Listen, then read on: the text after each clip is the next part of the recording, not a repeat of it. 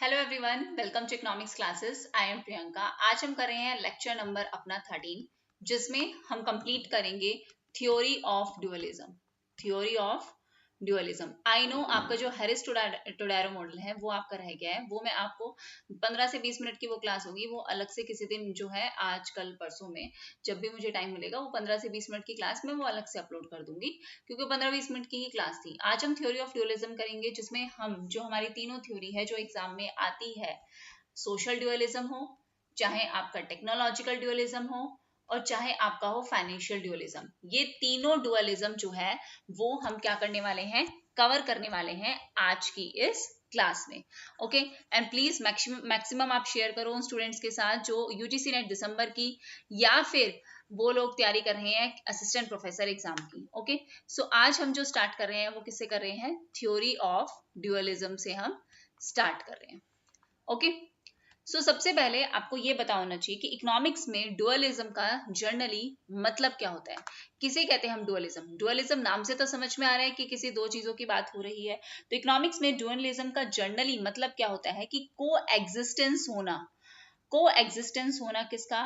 किसी दो डिस्टिंक्ट, किन्हीं दो डिस्टिंक्ट या फिर कॉन्ट्रास्टिंग सेक्टर्स में, किन्हीं दो डिस्टिंक्ट या फिर कॉन्ट्रास्टिंग सेक्टर्स में को एग्जिस्टेंस उनका एक साथ, दो ऐसे फीचर्स हैं इकोनॉमी के कि दो चीजें जो हैं वो साथ चल रही हैं जो आपस में क्या है, एकदम एक दूसरे से अलग है। एक सिंगल इकोनॉमी में ऐसा हो रहा है, ठीक है, with in a single economy.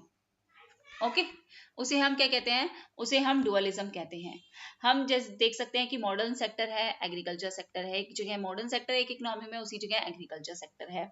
एक जगह आपका ऑर्गेनाइज्ड सेक्टर है, एक जगह आपका अनऑर्गेनाइज्ड सेक्टर है। एक जगह आपका ट्रेडिशनल सेक्टर चल रहा है, एक जगह आपका मॉडर्न सेक्टर चल रहा है। एक जगह एडवांस सेक्टर है, एक ट्रेडिशनल सेक्टर है।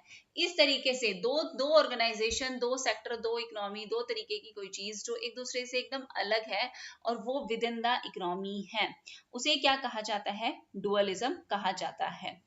तो हम जो है स्टार्ट कर रहे हैं, सबसे पहले थ्योरी ऑफ सोशल ड्यूअलिज्म से हम स्टार्ट करेंगे।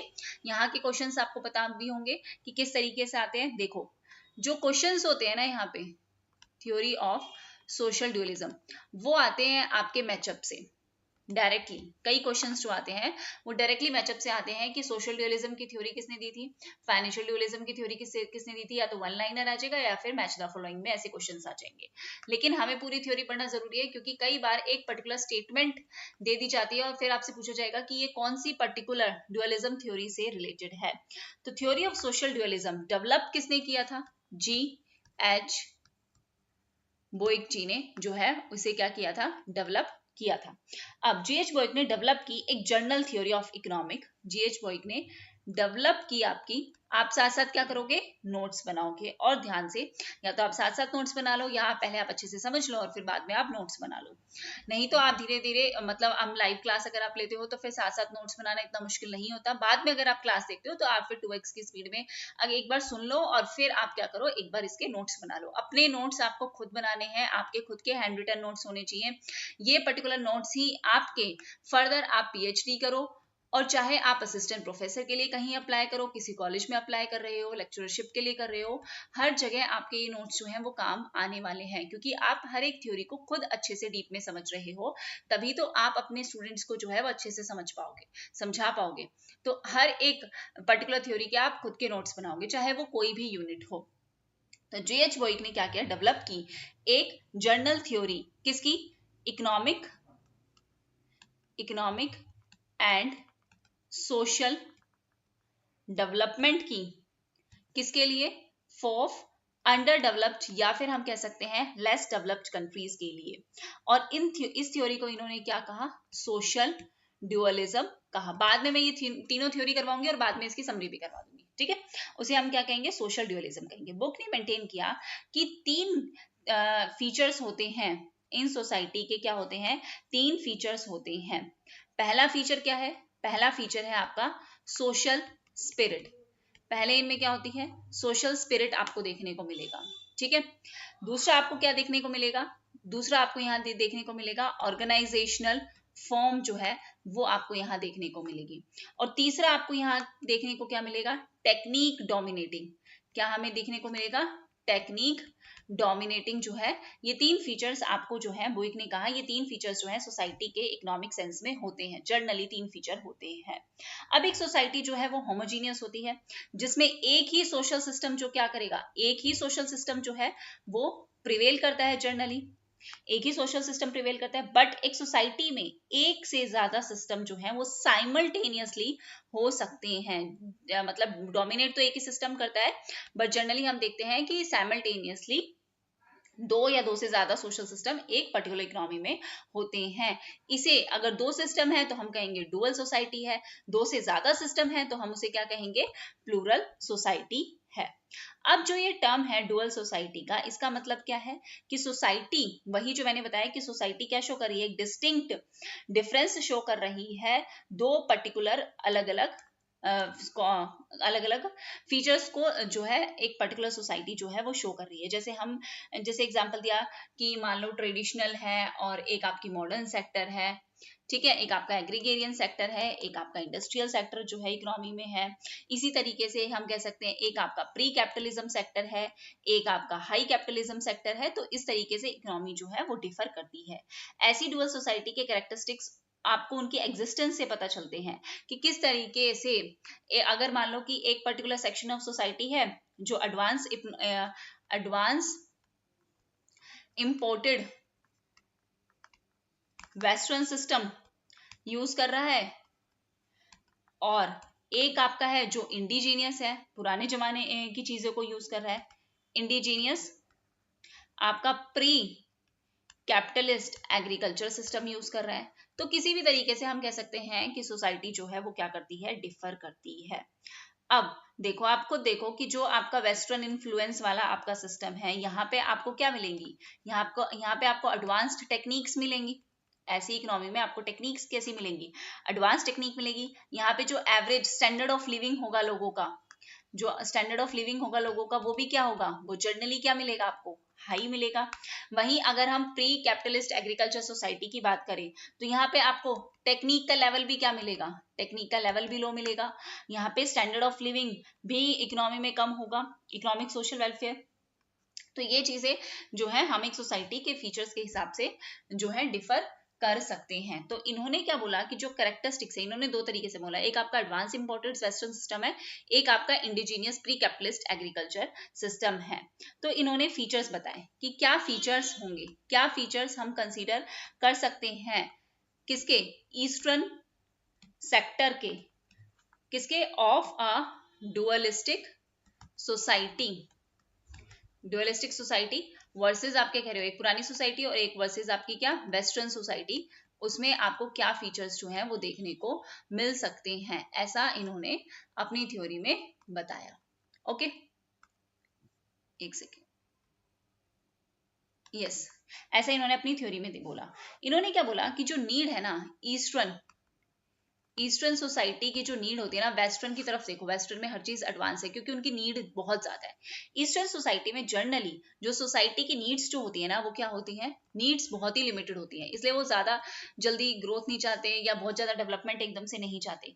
लोग सेटिस्फाइड हैं, अपनी इमीडिएट नीड को फुलफिल करके लोग क्या हो जाते हैं, वो सेटिस्फाई हो जाते हैं, बहुत ज्यादा आगे की सोच के नहीं चलते। जबकि वेस्टर्न कल्चर में क्या होता है, आगे की सोचो कि मतलब अगर धरती पे हमारे पास जीवन है तो बाकी और कौन से हमारे प्लेनेट से जहां हमें जीवन मिल सकता है, यहाँ नहीं मिला, तो मतलब वो आगे की सोच के चलते हैं। यहाँ के लोग क्या, ईस्टर्न सोसाइटी के लोग, कि यहाँ पे लोग जो है इमीडिएट नीड्स को फुलफिल किया और बहुत है इतना ही। यहाँ पे लोग इन्फ्लुएंस्ड होते हैं more by a social society. कैसी है हमारी, ना कि इकोनॉमिक गुड्स से। इकोनॉमिक गुड्स से इतने नहीं होते कि भाई पैसे में क्या रखा है, आप जहाँ रहते हो, आपका कल्चर कैसा है, ये ज्यादा इंपॉर्टेंट है। वही चीज है, social rather than economic goods को वो क्या करते हैं, प्रेफर करते हैं। गुड्स जो इवेल्युएट किए जाते हैं वो उनकी प्रेस्टीज वैल्यू पे जो है, कि उस पर्टिकुलर गुड की जो है वो क्या प्रेस्टीज वैल्यू है, इस चीज पे क्या करा जाता है, एस्टिमेट किया जाता है, rather than value in use क्या हो रही है, कितने रुपए में वो नहीं, कितनी प्रेस्टीज है उस चीज की वो मैटर करती है। तो देयरफॉर जो है ये सरप्राइजिंग फैक्ट नहीं है कि ईस्टर्न इकोनॉमीज जो है वो कैसी शो होती है, उनकी इकोनॉमी कैसे शो होती है, बैकवर्ड स्लोपिंग कर्व जो है इन इकोनॉमीज में क्या देखने को मिलता है, क्या देखने को मिलता है, बैकवर्ड स्लोपिंग कर्व, क्योंकि यहाँ के लोग जो है वो कम रिस्क टेकिंग होते हैं, यहाँ के लोग कैपिटल में इन्वेस्टमेंट नहीं करना चाहते।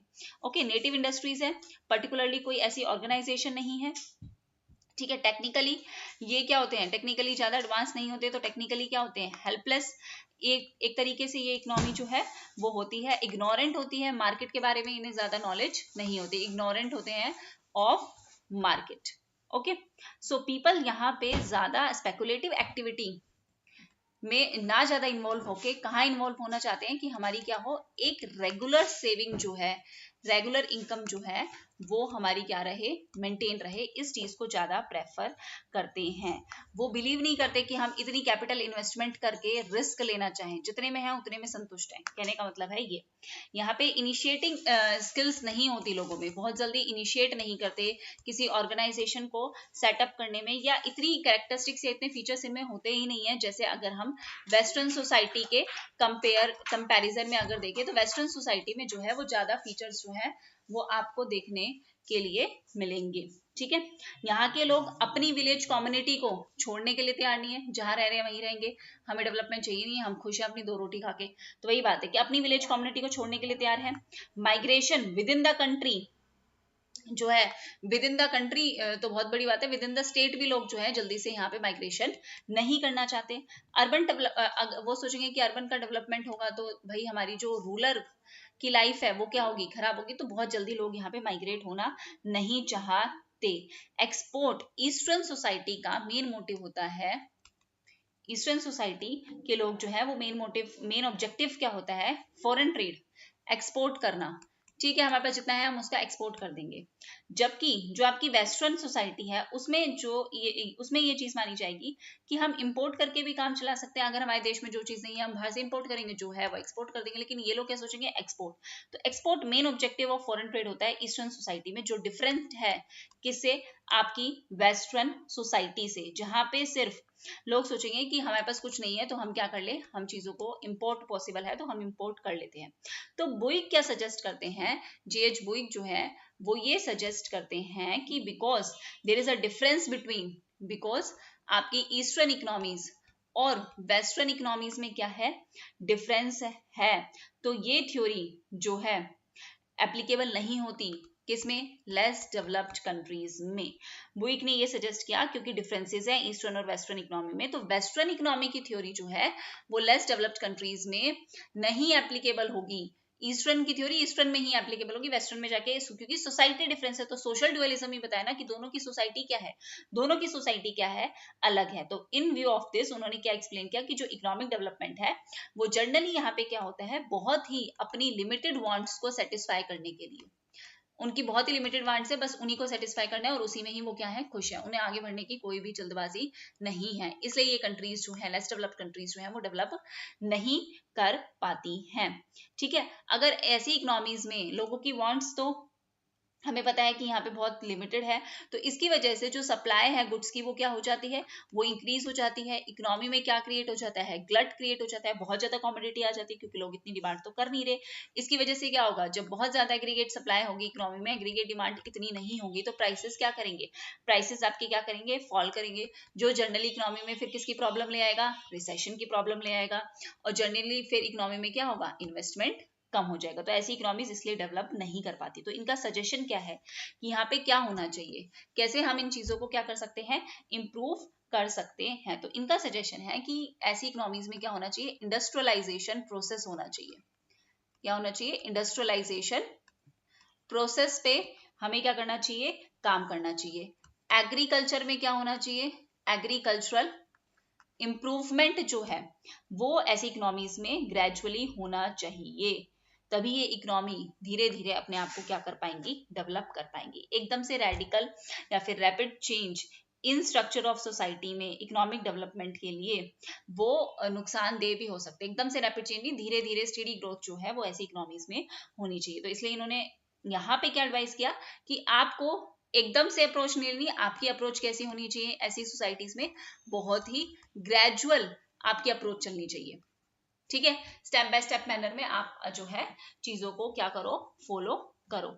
आपकी अप्रोच कैसी होनी चाहिए, ग्रेजुअल अप्रोच होनी चाहिए। तो ये क्वेश्चन जो है वो इंपॉर्टेंट बनता है यहाँ पे कि सोशल ड्यूअलिज्म में इन्होंने कैसी अप्रोच के बारे में बात की, कि हम किस तरीके की अप्रोच जो है वो यूज कर सकते हैं। अब यहाँ पे एक और इंपॉर्टेंट क्वेश्चन जो है वो क्या बनता है कि बुइक ने क्या किया, एलडीसीज में 5 तरीके की अनएम्प्लॉयमेंट के बारे में जरूर डिस्कस किया कि 5 तरीके की यहाँ पे क्या होती है, अनएम्प्लॉयमेंट होती है लेस डेवलप्ड कंट्रीज में। इस चीज को बताया और इस चीज को आप नोट भी कर लेंगे। एक यहाँ पे होती है एक तरीके की सीजनल अनएम्प्लॉयमेंट, हम सबको पता है। और यहाँ पे किस तरीके की अनएम्प्लॉयमेंट देखने को मिलती है, कैजुअल अनएम्प्लॉयमेंट यहाँ पे देखने को मिलती है। यहाँ पे आपको अनएम्प्लॉयमेंट जो है वो देखने को किसकी मिलेगी, व्हाइट कॉलर क्लास जो है आपकी। एज इट इज क्वेश्चन आएगा, एमसीक्यू आ सकते हैं, तो इस ये ध्यान रखना, व्हाइट कॉलर क्लास की आपको अनएम्प्लॉयमेंट देखने को यहाँ पे मिल सकती है, या फिर यहाँ पे रेगुलर वर्कर्स की अनएम्प्लॉयमेंट जो है वो देखने को मिल सकती है, या फिर आपको अनएम्प्लॉयमेंट देखने को मिल सकती है यूरेशियंस की, ठीक है, जो यूरोप वगैरह से आए थे और जो यहाँ सेटल हो गए, उनकी आपको अनएम्प्लॉयमेंट जो है वो देखने को मिल सकती है। तो यहाँ पे इसी तरीके के क्वेश्चन बन सकते हैं। एक तो ये आपका अनएम्प्लॉयमेंट से क्वेश्चन बन सकता है, एक आपका यहाँ ग्रेजुअल अप्रोच से क्वेश्चन बन सकता है कि कौन सी तो सोसाइटी के बारे में, ईस्टर्न और वेस्टर्न सोसाइटी के बारे में बात की, ये क्वेश्चन आपका यहाँ पे बन सकता है। और एक क्वेश्चन आपका डायरेक्टली बन सकता है कि पर्टिकुलरली बन क्या सकता है, ये क्वेश्चन तो हमेशा बना ही है कि सोशल ड्यूअलिज्म किस पर्टिकुलर ऑथर ने दिया है, तो जेएच बोइक ने ये पर्टिकुलर थ्योरी जो है वो दी है। ये 3-4 क्वेश्चन है जो इस पर्टिकुलर थ्योरी से जो है वो बन सकते हैं, और वो मैंने आपको बता दिए। ओके, अब हम नेक्स्ट थ्योरी करेंगे अपनी, और हमारी नेक्स्ट थ्योरी का नाम क्या है, theory of technological, theory of technological dualism की अब हम बात करेंगे। तो आपको पता भी होगा कि ये पर्टिकुलर थ्योरी जो है वो किसने दी, थ्योरी ऑफ टेक्नोलॉजिकल डुअलिज्म, और क्वेश्चन बहुत बार डायरेक्टली आ चुका है, बेंजामिन हिगिंस ने ये पर्टिकुलर जो है वो थ्योरी दी है। ओके, अब इस थ्योरी में इन्होंने कहा क्या है, देखो, पर्टिकुलरली बेंजामिन हिगिंस ने थ्योरी ऑफ टेक्नोलॉजिकल डुअलिज्म दिया, और यहाँ पे इन्होंने बात की कि प्रोडक्शन फंक्शन आपका 2 सेक्टर में है। मैं आपको अगर डायरेक्टली इसका कंक्लूजन दूं कि टेक्नोलॉजिकल डुअलिज्म जो अप्लाई होती है उसमें हम अलग अलग डिफरेंट, टेक्नोलॉजी है ना तो मतलब टेक्निक से रिलेटेड है, सोशल मतलब सोसाइटी से रिलेटेड है। तो यहाँ पे अब टेक्निक कहाँ पे यूज होगी, प्रोडक्शन फंक्शन में कोई ना कोई टेक्निक जो है उसको यूज किया जाएगा, लेबर इंटेंसिव या कैपिटल इंटेंसिव, है ना। तो प्रोडक्शन फंक्शन जो है वो 2 सेक्टर में है, एक है आपका क्या, एडवांस्ड सेक्टर, और एक है आपका क्या, ट्रेडिशनल सेक्टर। अब सीधी सी बात है, एडवांस सेक्टर में किस तरीके की टेक्निक का यूज किया जाएगा और ट्रेडिशनल सेक्टर में किस तरीके की टेक्निक का यूज किया जाएगा। तो एडवांस सेक्टर में जो यूज होगी वो कौन सी टेक्निक होगी, यहाँ पे आपकी सिंपल सी बात है, टेक्निक किस कौन सी यूज होगी, कैपिटल इंटेंसिव। और यहाँ पे कौन सी टेक्निक यूज होगी, यहाँ पे आपकी क्या होगी, लेबर इंटेंसिव टेक्निक। ठीक है, तो एक क्वेश्चन आपका क्या बन सकता है, एक क्वेश्चन आपका डायरेक्टली इनके नाम से बन सकता है, एक क्वेश्चन आपका टेक्निक से बन सकता है कि एडवांस और ट्रेडिशनल किस तरीके की सोसाइटी है। तो एग्जिस्टेंस किस चीज का है इस सोसाइटी में, प्रॉब्लम किस चीज की है कि यहाँ पे स्ट्रक्चरल और टेक्नोलॉजिकल अनएम्प्लॉयमेंट इंडस्ट्रियल सेक्टर में आपको देखने को मिलेगी। सीधी बात है कि एडवांस सेक्टर में आपको किस तरीके की अनएम्प्लॉयमेंट देखने को मिल सकती है, यहाँ पे आपको स्ट्रक्चर की, इकोनॉमी का स्ट्रक्चर चेंज हो गया, पहले तो आप हाथ से काम करवाते थे और अब आप जो है कंप्यूटर पे काम करवाते हो, सारा स्ट्रक्चरल, ऐसी इकोनॉमी का चेंज हो सकता है। या फिर यहाँ पे कैसी आ सकती है, टेक्नोलॉजिकल ही अनएम्प्लॉयमेंट जो है ऐसी एडवांस सेक्टर में आ सकता है, और इंडस्ट्रियल सेक्टर में आ सकता है आपका, या एडवांस सेक्टर में आ सकता है। और आपको रूरल इस एरिया में, ट्रेडिशनल में या रूरल सेक्टर में किस तरीके की अनएम्प्लॉयमेंट देखने को मिल सकती है, यहाँ पे आपका एग्रीकल्चर सेक्टर, तो यहाँ पे आपको मेनली किस तरीके की अनएम्प्लॉयमेंट देखने को मिल सकती है, डिसगाइज्ड अनएम्प्लॉयमेंट जो है वो देखने को मिल सकती है। अब ये जो थ्योरी है टेक्नोलॉजिकल ड्यूअलिज्म की, ये अराउंड 2 गुड्स, ये बहुत इंपॉर्टेंट चीज है कि ये particular theory around 2 goods, 2 factor, 2 ही गुड्स प्रोड्यूस हो रहे हैं, 2 ही फैक्टर हैं, एक लैंड कैपिटल है, एक लेबर है, और आपके 2 ही यहाँ पे क्या है, 2 ही सेक्टर है, एक एडवांस सेक्टर है, एक ट्रेडिशनल सेक्टर है। ये बहुत इंपॉर्टेंट है, ये ध्यान रखना, 2 into 2 into 2 का यहाँ पे कॉम्बिनेशन बना हुआ है। अभी 2 सेक्टर देखो, सबसे पहला हमारा क्या है, एक हमारा इंडस्ट्रियल सेक्टर है और दूसरा हमारा क्या है, रूरल सेक्टर है। ठीक है, तो सबसे पहले अगर हम बात करें इंडस्ट्रियल सेक्टर की, ठीक है, सबसे पहले अगर हम बात करें आपके इंडस्ट्रियल सेक्टर के बारे में। तो इंडस्ट्रियल सेक्टर में क्या होगा, इंडस्ट्रियल सेक्टर में आपके पास कोई टेक्निकल सब्स्टिट्यूटेबिलिटी फैक्टर्स की तो है ही नहीं, क्योंकि यहाँ पे फैक्टर्स क्या है, फिक्स्ड टेक्निकल कॉफिशिएंट है। इस एक तरीके से हम कह सकते हैं यहाँ पे क्या है आपका फिक्स्ड टेक्निकल कॉफिशिएंट्स जो है वो यूज होंगे, इतने मशीन पे इतने लेबर जो है वो यूज किए जाएंगे। ठीक है, यहाँ पे कोई सब्स्टिट्यूशन तो हो नहीं सकता, भाई इतनी मशीन चाहिए तो इतनी मशीन चाहिए, तो लेबर ऐसा तो नहीं है कि मशीन के जगह हटा के हम लेबर लगा देंगे, लेबर की जगह नहीं। यहाँ पे एडवांस सेक्टर है, इंडस्ट्रियल सेक्टर है, यहाँ पे मशीनों का जो है वो यूज किया जाएगा। ये किस तरीके की है आपकी, ये आपकी कैपिटल इंटेंसिव टेक्निक को क्या करेंगे, यूज करेंगे। ठीक है, कोई टेक्निकल सब्स्टिट्यूटेबिलिटी फैक्टर्स की नहीं है, ये कंबाइंड है किसमें, they are combined in factors, are combined in factors जो कंबाइन है वो किसमें है, वो फिक्स्ड प्रोपोर्शन में है कि एक मशीन पे 10 लेबर है तो 10 लेबर ही है, फिक्स्ड प्रोपोर्शन में फैक्टर्स जो हैं वो कंबाइन है। इसका एग्जांपल हम क्या ले सकते हैं कि ये एंगेज है किसमें, ये रिफाइनरीज में है, यहाँ पे रिफाइनरीज में एंगेज्ड है, या फिर हम कह सकते हैं कि आपकी लार्ज स्केल इंडस्ट्रीज हैं, लार्ज स्केल आपकी क्या है इंडस्ट्रीज है, या फिर हम कह सकते हैं आपकी ऑयल फील्ड्स हैं ऐसी इकोनॉमी में, बड़ी इकोनॉमी है, इंडस्ट्रियल सेक्टर है, तो यहाँ पे लार्ज स्केल इंडस्ट्रीज जो है वो मेनली है, प्लांटेशन है, ठीक है, माइंस है।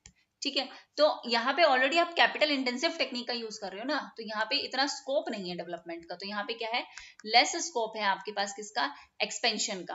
अब आप ऑलरेडी एक हाई स्टेज पे हो, आप कितना ही एक्सपेंड कर जाओगे, सोचने वाली बात है ना, कितना ही एक्सपेंड कर सकते हो, तो यहाँ पे इतना स्कोप नहीं है जितना आपको कहाँ दिखेगा, रूरल सेक्टर में, क्योंकि वो तो ऑलरेडी लेबर इंटेंसिव टेक्निक का यूज कर रहे हैं, वहां पे टेक्नोलॉजी इतनी नहीं है, तो उनके पास ज्यादा स्कोप है कि वो एक्सपेंड कर सकते हैं, आगे बढ़ सकते हैं। दूसरा सेक्टर हमारा क्या है, दूसरा हमारा जो सेक्टर है वो क्या है आपका रूरल सेक्टर जो है वो है आपका एंगेज्ड है। यहाँ पे जो है आपका वहां पे फिक्स्ड कैपिटल प्रोडक्शन फंक्शन था ना, यहाँ पे आपका वेरिएबल है। अब आप मशीनें यहाँ पे तो ले नहीं सकते, तो आप ज्यादा से ज्यादा यहाँ पे लेबर लगा सकते हो, तो इनके पास क्या है वेरिएबल टेक्निकल कॉफिशिएंट है, वेरिएबल टेक्निकल कॉफिशिएंट है प्रोडक्शन फंक्शन आपका, ताकि मतलब कहने का मतलब क्या है कि ये जो प्रोड्यूस कर सके अपना सेम आउटपुट, एक वाइड रेंज ऑफ टेक्निक और अल्टरनेटिव कॉम्बिनेशंस ये लगा सकते हैं, लेबर और कैपिटल का ये अल्टरनेटिव कॉम्बिनेशंस लगा सकते हैं, कुछ फिक्स्ड नहीं है। ठीक है, वो लगा सकते हैं, इंक्लूडिंग लैंड को इंप्रूव करना चाहें तो वो भी कर सकते हैं यहाँ पे। ठीक है, यहाँ पे आपको क्या लगता है कि एक्सपेंशन का स्कोप, पहली बात तो ये क्या है वेरिएबल टेक्निकल कॉफिशिएंट है, यहाँ पे आपको ज्यादा स्कोप दिखेगा एक्सपेंशन का, क्योंकि ये कौन सी टेक्निक का यूज कर रहे हैं, ये तो लेबर इंटेंसिव टेक्निक का यूज कर रहे हैं। यहाँ पे क्या है डिस्गाइज्ड अनएम्प्लॉयमेंट है, हमने देखा अभी कि यहाँ पे क्या है डिस्गाइज्ड अनएम्प्लॉयमेंट है, और ये किस तरीके के काम में एंगेज होंगे, जैसे वो प्लांटेशन में है, माइंस में है, इंडस्ट्रियल में है, ये किस तरीके के होंगे, ये नॉर्मली आपका फूड स्टफ, एग्रीकल्चर है ना, तो आपको फूड स्टफ मिलेगा खाने का, हैंडीक्राफ्ट आपको काम मिलेगा, स्मॉल स्केल आपकी इंडस्ट्रीज होगी, बहुत ही स्मॉल स्केल की आपकी क्या होंगी इंडस्ट्रीज होंगी, हैंडीक्राफ्ट होगा, एसएसआई स्मॉल स्केल इंडस्ट्रीज होंगी, इस तरीके की इकोनॉमी में। अब टेक्निकल डुअलिज्म जो है वो कैसे अनएम्प्लॉयमेंट बढ़ा सकता है या डिस्गाइज्ड अनएम्प्लॉयमेंट बढ़ा सकता है, ये देखने वाली बात है। देखो इंडस्ट्रियल सेक्टर आपका डेवलप होगा, देखो क्या कह रही हूं मैं कि जो आपका इंडस्ट्रियल सेक्टर है ना वो तो आपका डेवलप हो रहा है, एक्सपेंड भी हो सकता है, किससे, फॉरेन कैपिटल अगर आ गई, फॉरेन इन्वेस्टमेंट इन्हें मिल गई, तो इनकी इकोनॉमी इंडस्ट्रियल सेक्टर तो क्या हो जाएगा डेवलप हो जाएगा। तो इंडस्ट्रियलाइजेशन से क्या प्रॉब्लम आएगी, बड़ी बड़ी इंडस्ट्रीज खुलेंगी, हमारी इकोनॉमी में पॉपुलेशन की ग्रोथ बढ़ेगी, लोगों की इनकम बढ़ेगी, तो पॉपुलेशन भी तो क्या करेगी, ग्रोथ ऑफ पॉपुलेशन होगा, और ग्रोथ ऑफ पॉपुलेशन एक्सेस में होगा, जितना एक्सेस में आपकी कैपिटल एक्यूमुलेशन तो नहीं हो सकती, जितनी एकदम से आपकी पॉपुलेशन बढ़ेगी उतनी कैपिटल एक्यूमुलेशन तो आपकी बढ़ेगी नहीं, तो ग्रोथ ऑफ पॉपुलेशन आपकी क्या होगी ज्यादा होगी। अब ये जो सेक्टर है हमें पता है कि किसका यूज कर रहा है, ज्यादा से ज्यादा कैपिटल इंटेंसिव टेक्निक्स का जो है वो यूज कर रहा है।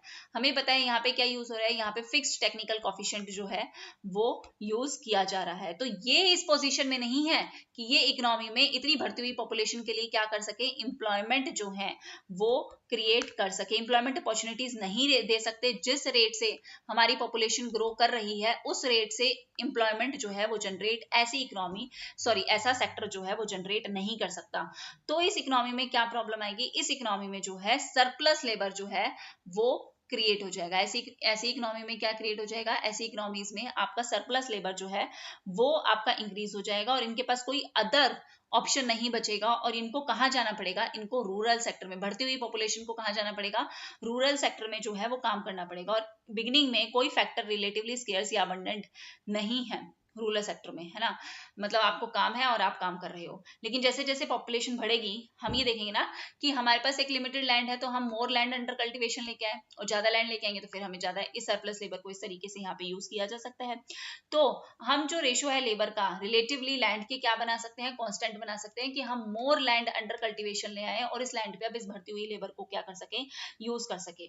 लैंड तो यहाँ पे एक तरीके से कैपिटल का ही काम कर रही है, यहाँ पे तो मशीनें हैं, यहाँ पे क्या है, लैंड ही एक तरीके से कैपिटल का जो है वो काम करेगी, यही अवेलेबल है। तो जो amount of land actually cultivate हो रहा है एक फैमिली से किसी भी केस में, वो तो बहुत लिमिटेड है ना, तो अब हमें उसी लैंड पे जो है वो ज्यादा लेबर लगाने पड़ेंगे। तो शॉर्ट पीरियड के लिए हम एक ऑप्टिमल कॉम्बिनेशन बना सकते हैं इस लेबर में और इस कैपिटल में, मतलब लैंड में हम एक ऑप्टिमल कॉम्बिनेशन जो है वो बना सकते हैं, और पॉसिबल है कि हम आउटपुट राइज करें। लेकिन इवेंचुअली प्रॉब्लम क्या है, इवेंचुअली हम सबको पता है कि हमारे पास जो नेचुरल रिसोर्सेज है, हमारा जो लैंड है वो तो लिमिटेड है ना, हम आखिरकार किस लिमिट तक बढ़ती हुई पॉपुलेशन के साथ साथ मोर लैंड अंडर कल्टीवेशन ला सकते हैं, नहीं, हमें ये तो पता है ये तो बहुत ही लिमिटेड है, ये तो बहुत ही स्केर्स है लैंड जो हमारा नेचुरल रिसोर्स है।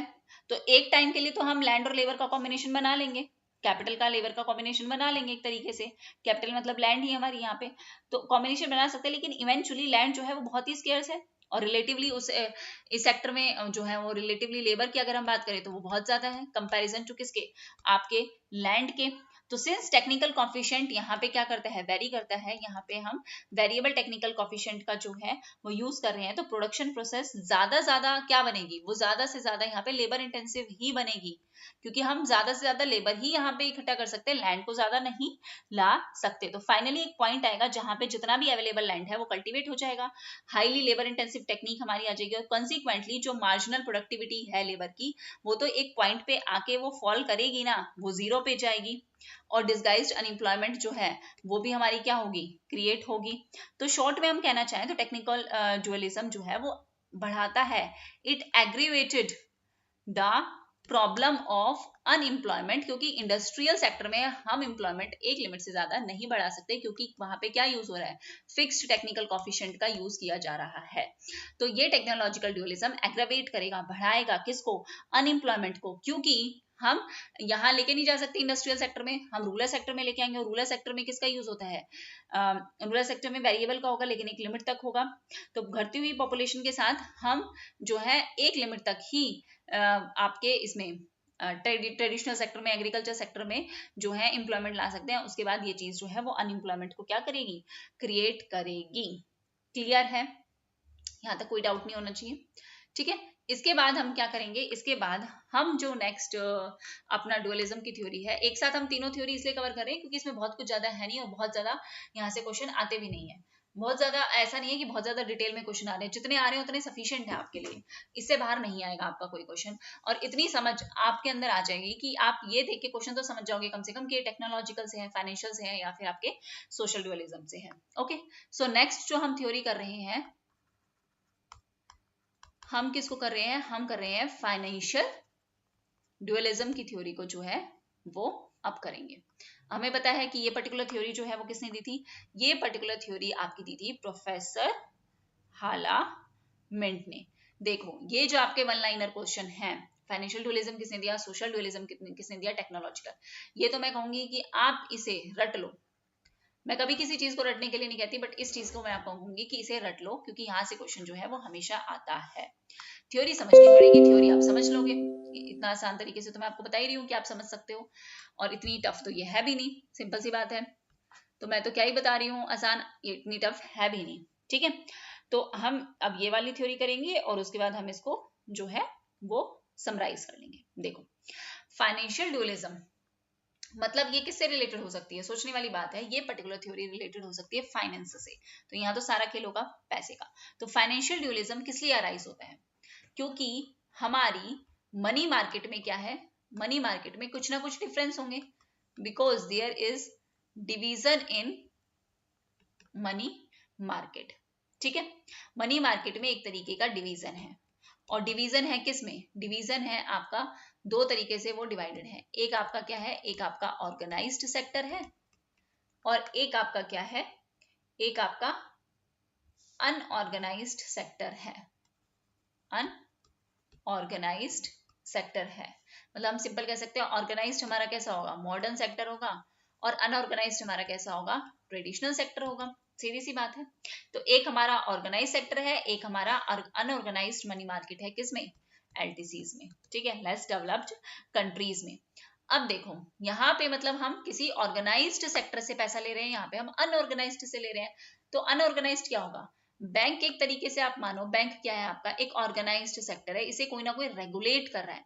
लेकिन अगर हम यहाँ पे मनी लेंडर की बात करें, तो मनी लेंडर आपका क्या है, मनी लेंडर एक तरीके से अनऑर्गेनाइज्ड है। इसको कौन ऑर्गेनाइज कर रहा है, कोई यहाँ पे आके नहीं बता रहा ना कि भाई इतना रेट ऑफ इंटरेस्ट आपको रखना चाहिए, नहीं रखना चाहिए, नहीं ना। तो रेट ऑफ इंटरेस्ट कहाँ पे ज्यादा होंगे, सोचने वाली बात है। रेट ऑफ इंटरेस्ट जो होगा आपका, वो आपका अनऑर्गेनाइज्ड सेक्टर में जो है वो ज्यादा होगा। किसके कंपैरिजन में, ऑर्गेनाइज्ड सेक्टर के कंपैरिजन में रेट ऑफ इंटरेस्ट कहाँ ज्यादा होगा, अनऑर्गेनाइज्ड सेक्टर में ज्यादा होगा। मनी लेंडर जितना चाहे उतना लोन, उतना इंटरेस्ट ले सकता है, लेकिन बैंक ले सकता है आपसे नहीं, एक लिमिट के बाहर तो नहीं ले सकता ना। सो अनऑर्गेनाइज सेक्टर में हम कह सकते हैं कि मनी मार्केट जो कंसिस्ट करती है वो मनी लेंडर्स की, या सिंपल हम लेंडर्स कह दें, या फिर हम लैंडलॉर्ड्स कह दें, ये इस तरीके के लोग जो है वो मनी मार्केट में काम कर रहे हैं, और ये high rate of interest charge करते हैं। क्यों चार्ज करते हैं, क्योंकि एक तो देखो मोनोपोली है इनकी, गांव में लोग इनसे जाके पैसा ले रहे हैं, ठीक है। पहले कौन बैंक के चक्कर काटता था, बैंक वाले इतनी फाइल मंगाते थे, ये लाओ वो लाओ, इसके कागज लाओ, उसके, जब जाके लोन मिलता था या क्या पैसे मिलते थे। अब कहाँ है ऐसा, अब तो नहीं है ना। बट ये बात उस जमाने की हो रही है, इस जमाने की नहीं की जा रही है। और अभी भी कई लोग होते हैं गांव में जो डरते हैं बैंक में आके पैसा लेने से, वो सोचते हैं कि हम लैंडलॉर्ड से ही ले लें। तो यहाँ पे सबसे बड़ी प्रॉब्लम क्या है, यहाँ पे इन लोगों की है मोनोपोली। यहाँ पे ट्रेडिशनल सेक्टर में लोग सेविंग तो कर नहीं पाते, यहाँ पे सेविंग की क्या होती है, शॉर्टेज होती है। और सेविंग जो होती है वो यहाँ पे लोग या तो जमीन खरीद लेंगे या सोना खरीद लेंगे, बट पैसा तो पैसा है ना, पैसा तो चाहिए, कैश की जरूरत तो कैश ही पूरी कर सकता है। और यहाँ पे नॉर्मली नेचुरल कैलमिटीज आ जाती हैं, कई बार देखो बारिश नहीं आई, मानसून नहीं आया, फसलें नहीं हुई, तो यहाँ पे जो है रिस्क ज्यादा अटैच होता है लैंडिंग में। क्योंकि मान लो कि एक किसान ने अपना खेत के लिए जो है लोन ले लिया, अब बारिश आई नहीं, फसल खराब हो गई, तो अब ये डर इनका ये रहता है कि रिस्क बहुत ज्यादा है, क्योंकि बैंक तो गिरवी रखेगा, बैंक की जमीन रख लेगा। मनी लेंडर से तो हाथ पैर जोड़ के हम किसी तरह करेंगे, बट ये हमसे क्या लेंगे, हाई रेट ऑफ इंटरेस्ट जो है वो चार्ज करेंगे। तो ये लोग high rate of interest charge करते हैं, और फार्मर्स जो है वो इनको फॉर्मल इंटरेस्ट तो देते ही देते हैं, उसके साथ साथ जैसे मान लो कि उन्होंने बोला कि आपके 10 क्विंटल गेहूं हो गई, तो आप 2 क्विंटल जो है वो मनी लेंडर कहेगा हमें देके जाओ, इंटरेस्ट तो देके ही जाना है। तो एक्स्ट्रा जो है interest, concealed charge interest, concealed चोरी छुपे, ये एक्स्ट्रा इस तरीके से भी जो है इंटरेस्ट जो है फार्मर्स से जो है वो चार्ज करते हैं। जबकि अगर हम ऑर्गेनाइज्ड सेक्टर की बात करें लेस डेवलप कंट्रीज में, यहाँ पे इंटरेस्ट रेट हमने देख लिया कि क्या होता है, लो होता है, जो हमने देख ही लिया। यहाँ पे क्रेडिट फैसिलिटीज भी क्या होती हैं, ज्यादा होती हैं। आजकल तो रीजनल रूरल बैंक खुल गए, ग्रामीण बैंक खुल गए, और आजकल तो लोन तो बहुत आसानी से मिल जाता है ग्रामीण लोगों को भी। तो यहाँ पे क्रेडिट फैसिलिटीज ज्यादा होती हैं ऑर्गेनाइज सेक्टर में। यहाँ पे लोन्स जो है वो किसे दिया जाएगा, मेनली मैन्युफैक्चर्ड आपका सेक्टर है, बड़ी बड़ी इंडस्ट्रीज हैं उन्हें लोन दिया जा रहा है, एक्सपोर्ट इंडस्ट्रीज हैं उन्हें लोन दिया जा रहा है, मॉडर्न कॉमर्स इंडस्ट्रीज है, इन बड़ी बड़ी इंडस्ट्रीज को, अडानी अंबानी को मान लो, इनको क्या दिया जा रहा है, लोन दिया जा रहा है। तो प्रोफेसर मिंट का ये कहना है कि ये जो ओल्ड फाइनेंशियल ड्यूअलिज्म है जो एग्जिस्ट कर रहा था ओपन इकोनॉमी में कॉलोनियल पीरियड के टाइम पे, वो आज भी वो फाइनेंशियल ड्यूअलिज्म कहीं ना कहीं रूरल इंडिया में जो है वो एग्जिस्ट करता, रूरल कंट्रीज में जो है वो एग्जिस्ट करता है, ठीक है। ये चीज इन्होंने बोली। और इन्होंने क्या बोला कि देखो, एक सेकेंड क्या हो गया ये, सॉरी यस। और इन्होंने क्या चीज बोली कि कॉलोनियल सिस्टम में हमारे सामने क्या थी, जो पहले का जमाना कॉलोनियल सिस्टम था, मतलब जो हम अंग्रेजों के अधीन थे, अधीन क्या उनके अंडर थे, तो कॉलोनियल सिस्टम में हमारे पास थी एक परफेक्ट कन्वर्टेबिलिटी, ठीक है। मोस्टली किसका यूज किया जाता था, मोस्टली इन्होंने एक चीज और बोली कि यहाँ पे फिक्स्ड एक्सचेंज रेट का जो है वो यूज किया जाता था। पहले तो फिक्स्ड एक्सचेंज रेट चलता था ना, बाद में तो आपका फ्लोटिंग एक्सचेंज रेट आया है, वो तो बाद में आया है, और बाद में आपके सेंट्रल बैंक वगैरह बने हैं, लेकिन पहले क्या चलता था, आपका फिक्स्ड एक्सचेंज रेट सिस्टम था। तो कॉलोनियल सिस्टम में परफेक्ट कन्वर्टेबिलिटी थी एट फिक्स्ड एक्सचेंज रेट। तो कॉन्सिक्वेंटली हम ये कह सकते हैं कि यहाँ पे कोई शॉर्टेज नहीं था, there is no shortage of forex, foreign exchange का कोई शॉर्टेज नहीं था, तो इसका मतलब कोई आपकी बीओपी की प्रॉब्लम भी यहाँ पे नहीं थी। लेकिन आज जो है एलडीसीज में, लेस डेवलप्ड कंट्रीज में हम जो फेस करते हैं, इंटरनल हमारा इम्बैलेंस रहता है अकाउंट्स में, एक्सटर्नल बैलेंस भी हमारा जो है वो अकाउंट में रहता है। तो पुअर ट्रेडर्स हैं, स्मॉल पीजेंट्स हैं, उनको हाई रेट ऑफ इंटरेस्ट तो फेस करना ही करना है, प्लस उनके पास फोरेक्स की भी क्या है, कमी है, रेट ऑफ इंटरेस्ट भी क्या है, ज्यादा है। अब प्रॉब्लम एलडीसीज में और भी है कि देखो एक्सटर्नली हमारे सामने क्या प्रॉब्लम है कि हमारे पास फॉरेन एक्सचेंज की कमी है, इंटरनली हमारे पास क्या प्रॉब्लम है कि हमारा यहाँ पे रेट ऑफ इंटरेस्ट क्या है, ज्यादा है। तो पोजीशन में नहीं होते आज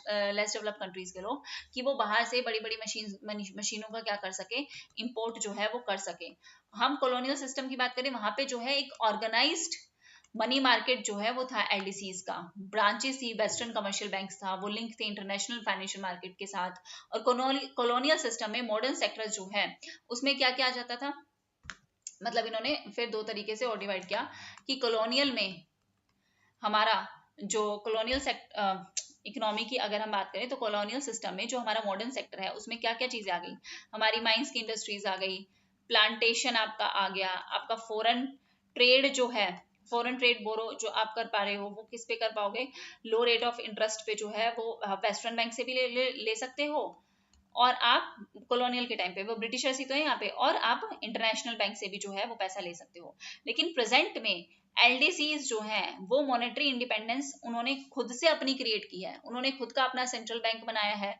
तो अपनी मॉनेटरी इंडिपेंडेंस जो है, पहले तो वो आप फॉरेन से ही पैसा ले रहे थे, ब्रिटेन ब्रिटिश ब्रिटिश कंपनी और या ब्रिटिश इंडिया ही, जो ब्रिटिश इंडिया तो क्या कह रही, ब्रिटेन ही पैसा दे रहा था, हमें कंट्रोल कर रखा था। लेकिन अब तो एलडीसीज जो है वो खुद पे डिपेंड है, खुद का अपना एक बैंकिंग सिस्टम इन्होंने बना लिया, खुद का सेंट्रल बैंक है, अपना एक्सचेंज कंट्रोल इन्होंने खुद इंट्रोड्यूस किया आजकल एलडीसीज में। तो as a result organised money market जो है वो एलडीसीज की, वो अब सेपरेट है, किससे, अलग है आपकी किससे, वर्ल्ड मार्केट से। और हैंस हम कह सकते हैं कि सेंट्रल बैंक जो है वो मॉनेटरी पॉलिसी का तरीके से यूज किया जाता है, चीप मॉनेटरी पॉलिसीज का यूज करता है। अगर उसे लगता है कि इकोनॉमी में फंड्स की क्या है, फंड्स की कमी है, तो वो मॉनेटरी पॉलिसी को रिलैक्स कर देगा, ठीक है, मेंटेन करेगा, अपने आप मेंटेन करेगा कि ओवर वैल्यूड एक्सचेंज रेट हो, डिवैल्यूएशन की वजह से कई बार इन्फ्लेशन क्रिएट हो जाता है, एक्सपोर्ट करना है तो डिवैल्यूएशन कर देगा। ऑन द अदर हैंड अगर एक्सेस डिमांड है, क्रॉनिक एक्सेस डिमांड है फॉरेन एक्सचेंज की पुअर कंट्रीज में, फिर भी जो है वो डिमांड फॉरेक्स की बहुत ज्यादा है। हालांकि इंडिया तो इससे कवर कर चुका कि हमारे पास बहुत फॉरेन फॉरेक्स जो है वो रिजर्व है, लेकिन एलडीसीज में अगर पुअर इकोनॉमीज की, पुअर कंट्रीज की बात करें तो यहाँ पे अभी भी बहुत ज्यादा डिमांड है किसकी, फॉरेक्स की। और इस सिचुएशन को पूरा करने के लिए ये कंट्रीज जो है वो किस पे डिपेंड करती हैं, ये कंट्रीज जो है वो डिपेंड करती है एक्सचेंज कंट्रोल पे, डायरेक्ट कंट्रोल पे, मॉनेटरी फिस्कल कंट्रोल पे। तो इसकी वजह से इकोनॉमिकल डुअलिज्म जो है वो क्रिएट हो जाता है, दो तरीके की इकोनॉमी जो है वो इकोनॉमी में क्रिएट हो जाती है, एक आपकी ट्रेडिशनल सेक्टर जिसको बोल दिया गया, और एक आपका क्या बोल दिया गया, एक आपका मॉडर्न सेक्टर जो है वो क्रिएट कर दिया गया। अब जानबूझ के मॉनेटरी पॉलिसी जो है वो बनाई ताकि हम लो रेट ऑफ इंटरेस्ट रखें, ताकि लार्ज इंडस्ट्रीज को क्या हो, भला हो, नया कम आपका रेट ऑफ इंटरेस्ट होगा अगर एलटीसीज में, तो यहाँ पे लोगों को फंड जो है उसका ज्यादा फ्लो मिलेगा, ज्यादा फंड इकोनॉमी में आएगा, सेविंग्स हमारी विद इन द कंट्री ही रहेगी, कम ज्यादा फंड आएगा, ज्यादा इन्वेस्टमेंट जो है वो इकोनॉमी में कर पाएंगे, लोन की डिमांड बढ़ेगी, कम रेट ऑफ इंटरेस्ट होगा। तो मेजर पार्ट जो है डोमेस्टिक सेविंग्स का वो कहाँ जाएगा, वो यही जो है इंडस्ट्रीज जो है वो लोन मिलेंगी, यहाँ लोग सेव करेंगे, यही इंडस्ट्रीज जो है वो लोन ले लेंगी, तो ये पैसा विद इन द इकोनॉमी जो है वो घूमेगा।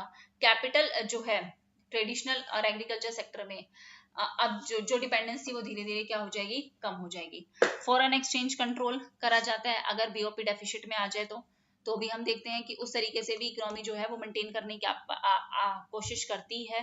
जो भी ये भी जो आपके मॉडर्न इंडस्ट्रियल सेक्टर उसको बेनिफिट करता है ट्रेडिशनल के कंपैरिजन में। ट्रेडिशनल में तो पुरानी चीजें ना, कुछ है ही नहीं, पुराने कोई बीओपी नहीं, कुछ नहीं, लेकिन मॉडर्न सेक्टर जो है वो अपने आप जो है वो मैनेज करने की कोशिश करता है चीजों को, पहले तो नहीं था, या पहले कॉलोनियल सिस्टम था, ये हम कह सकते हैं।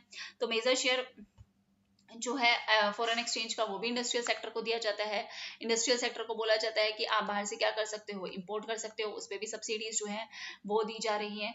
एग्रीकल्चर स्मॉल स्केल इंडस्ट्रीज, उनको तो आज भी हम कह सकते हैं एक लिमिटेड जगह है, या फिर हम ट्रेडिशनल सेक्टर में एग्रीकल्चर सेक्टर को बहुत कम जो है, या फिर स्मॉल सेक्टर्स को बहुत कम जो है फंड अवेलेबल था ठीक है। करप्शन बहुत ज्यादा था।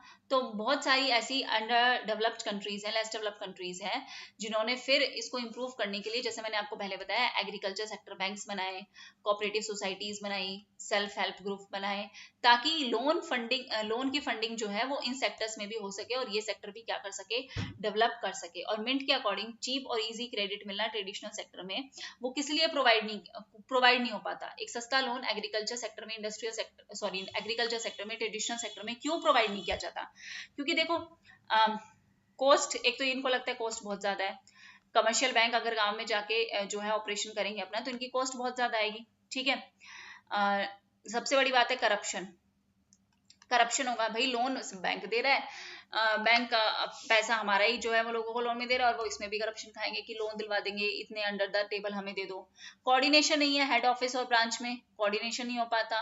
ठीक है, सोचते हैं कि भाई अगर ये तो लैंड के बदले में ले रहे हैं और फिर सरकार जो है माफ कर देगी इनका, तो फिर माफ कर देती है ना लोन सरकार कई बार, इलेक्शंस के चक्कर में या किसी भी चक्कर में, तो इनका फिर जो है वो बच जाता है, लोन चला, पैसे वेस्ट हो गए। सो ये प्रॉब्लम आती है। तो हाला मिंट ने सजेस्ट किया कि आप दो तरीके की पॉलिसीज जो है वो ला सकते हो, दो तरीके की पॉलिसीज जो है उसका यूज कर सकते हो to reduce these financial dualism. जो फाइनेंशियल ड्यूलिज्म चल रहा है ना, कि एक इकोनॉमी तो बढ़ रही है, दूसरी इकोनॉमी नहीं बढ़ पा रही, ये जो financial dualism less developed countries में चल रहा है, इसको आप दो पॉलिसी से क्या कर सकते हो, रिड्यूस कर सकते हो। एक तो क्या होना चाहिए ऐसी इकोनॉमीज में, ऑफिशियल इंटरेस्ट रेट होना चाहिए, कि भाई इतने इंटरेस्ट रेट पे देना है ताकि मनी लेंडर भी जो है वो फायदा ना उठा सके। तो ऑफिशियल इंटरेस्ट रेट होना चाहिए। ऑर्गेनाइज्ड कैपिटल मार्केट में बढ़ा दो। ऑर्गेनाइज जो आपकी मार्केट है उसमें तो आप बढ़ा सकते हो अगर आपको लगता है इकोनॉमी में ज्यादा पैसा है, तो ये जो है सेविंग्स भी बढ़ाएगा। कि अगर मान लो कि ऑफिशियल इंटरेस्ट रेट बढ़ा दिया, जैसे एग्जांपल ले लो कि बैंक हमें 10% इंटरेस्ट दे रहा है अगर सेविंग करते हैं, तो पहले वो देता था 5%, तो सरकार कहेगी ये इंटरेस्ट रेट बढ़ा दो, लोगों का पैसा जो है वो ज्यादा से ज्यादा आएगा, सेविंग लोग ज्यादा से ज्यादा करेंगे। ठीक है। और ये इक्विलिब्रियम क्रिएट होगा कि जितने लोग लोन डिमांड कर पा रहे हैं उतने लोगों की बैंक भी जो है क्या कर सके, पूरा कर सके। अगर बैंक के पास ही सेविंग नहीं आएगी तो बैंक लोन कहाँ से देगा? तो इंटरेस्ट रेट बढ़ाओ ताकि लोगों को लालच मिले कि हम पैसा अपना क्या करें, सेव करें। वही पैसा आप इसी डिमांड को क्या करो, इसी सप्लाई के साथ क्या कर दो, फुलफिल कर दो, इक्विलिब्रियम में ले आओ। और एक आपके पास होना चाहिए फ्री एक्सेस होना चाहिए। किस चीज का? Free access. और इक्वल टर्म्स होनी चाहिए सबके लिए, capital fund, equal terms to capital funds, चाहे आपका मॉडर्न सेक्टर हो और चाहे आपका क्या हो, ट्रेडिशनल सेक्टर हो, दोनों में से आपका कोई भी सेक्टर हो। तो इससे फायदा एक चीज का होगा कि इससे फायदा ये होगा कि जो मिस एलोकेशन हो रहा है ना रिसोर्सेज का, वो क्या हो जाएगा, वो कम हो जाएगा। रिसोर्सेज का मिस एलोकेशन कम हो जाएगा जब दोनों के लिए रूल बराबर होंगे। ठीक है, दोनों को फ्री एक्सेस मिलेगा, इक्वल टर्म्स होंगी दोनों के लिए कैपिटल फंड्स की, तो मिस एलोकेशन कम होगा मॉडर्न सेक्टर में और आपके ट्रेडिशनल सेक्टर में। ठीक है, तो ये हमारी क्या थी, तीनों थ्योरीज थी। अब अगर मैं आपको कंक्लूजन बताऊं, तो कंक्लूजन आपका क्या था? देखो, सबसे पहले अगर हम जीएच बुइक की सोशल ड्यूअलिज्म की बात करें, ठीक है, तो जीएच बुइक ने क्या बोला? इन्होंने बोला, सिंपल सी बात है कि आपकी दो तरीके की, एक आपका इकोनॉमिक जो है वो डेवलपमेंट है अंडर डेवलप कंट्रीज में, एक इकोनॉमिकली डिवाइड है, और एक क्या है, एक सोशल डेवलपमेंट है। फीचर्स क्या बता दिए? सोशल स्पिरिट है आपकी, ऑर्गेनाइजेशनल फॉर्म है, एडवांस्ड इंपोर्टेड सोशल स्पिरिट है, ऑर्गेनाइजेशनल फॉर्म है, और टेक्निक डोमिनेटिंग है। डुअल सोसाइटी है यहाँ पे, एक आपका एडवांस्ड इंपोर्ट वेस्टर सिस्टम है, एक आपका क्या है, indigenously pre capitalist agriculture system है। और मेनली यहाँ पे क्या है, यहाँ पे 5 तरीके की अनएम्प्लॉयमेंट के बारे में जो है वो डिस्कस किया गया। तो ये यहाँ पे क्या था, मेन था कि 5 तरीके की क्या है, अनएम्प्लॉयमेंट ऐसी इकोनॉमीज में जो है वो देखी जाती है। ये इंपॉर्टेंट है। दूसरा, अगर टेक्नोलॉजिकल डुअलिज्म की बात करें, बेंजामिन हिगिंस ने दिया, एक एडवांस सेक्टर दिया, एक ट्रेडिशनल सेक्टर दिया। एक आपका फिक्स्ड टेक्निकल कोएफिशिएंट को यूज करता है, एक आपका वेरिएबल टेक्निकल कोएफिशिएंट को यूज करता है, तो ट्रेडिशनल सेक्टर है। यहाँ पे आपको कैपिटल इंटेंसिव टेक्निक देखने को मिलेगी, यहाँ पे आपको लेबर इंटेंसिव टेक्निक देखने को मिलेगी। यहाँ पे plantation, mines, oil fields, refineries ये है। यहाँ पे आपका food stuff, handicraft, small scale, very small scale industries है। यहाँ पे कम स्कोप है एक्सपेंशन का क्योंकि ऑलरेडी एडवांस है, यहाँ पे ज्यादा स्कोप है आपके पास एक्सपेंशन का। ठीक है, ये सिंपल सा था टेक्नोलॉजिकल डुअलिज्म। उसके बाद है आपका फाइनेंशियल डुअलिज्म। फाइनेंशियल डुअलिज्म में हालामिट ने दिया, एक आपका ट्रेडिशनल सेक्टर है और एक आपका क्या है, एक आपका मॉडर्न सेक्टर है। ट्रेडिशनल सेक्टर में लोन लेना आसान नहीं है। अच्छा, ये अपोजिट लिख दिया ना मैंने, एक आपका ट्रेडिशनल सेक्टर है, एक आपका मॉडर्न सेक्टर है। ट्रेडिशनल सेक्टर में लोन लेना आसान नहीं है, इनफॉर्मल सोर्स ऑफ क्रेडिट का यूज करना पड़ता है, जिसकी वजह से रेट ऑफ इंटरेस्ट क्या होता है, ज्यादा होता है, ज्यादा चार्जेस जो है मनी लेंडर लेते हैं, ठीक है। और आपका मॉडर्न सेक्टर है, यहाँ पे इजी लोन मिलता है, एक फॉर्मल सोर्स ऑफ क्रेडिट है, रेट ऑफ इंटरेस्ट कम है, आपके फॉर्मल चार्जेस जो है वो यूज किए जाते हैं। और इन्होंने क्या बोला कि इकोनॉमी जो है एक गोल्ड स्टैंडर्ड सिस्टम यूज हो रहा था जो कॉलोनियल सिस्टम के टाइम पे था।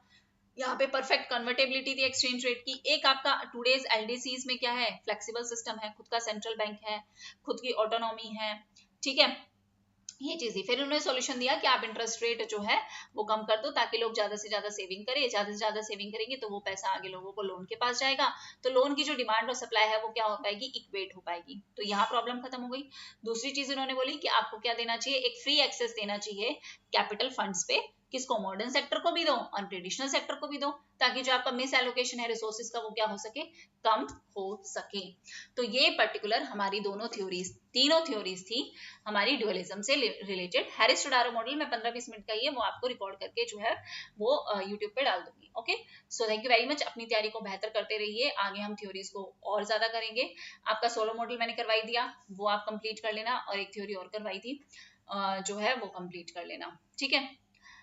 जो थ्योरीज ऑलरेडी करवा रखी है ग्रोथ एंड डेवलपमेंट में वो आप कंप्लीट कर लेना। हमारी हेरोडोमर की थ्योरी होगी जो कंप्लीट में करवाऊंगी, उसके बाद हेरोडोमर में करवाऊंगी, उसके बाद आप सोलो देखेंगे, और उसके बाद हेरोडोमर का और सोलह का जो डिफरेंस करवाया है वो देखेंगे। तो यहाँ तक कंप्लीट हो जाएगा, फिर हम जो है वो आगे बढ़ेंगे और आगे जो है थ्योरीज को कंप्लीट करेंगे। Okay, so thank you very much everyone, take care and bye bye.